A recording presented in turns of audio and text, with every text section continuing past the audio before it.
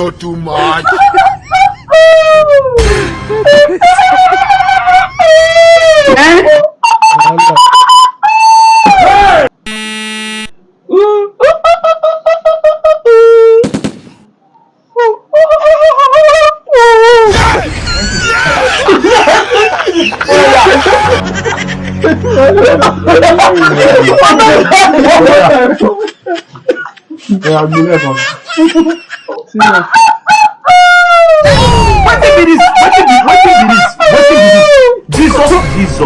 Jesus.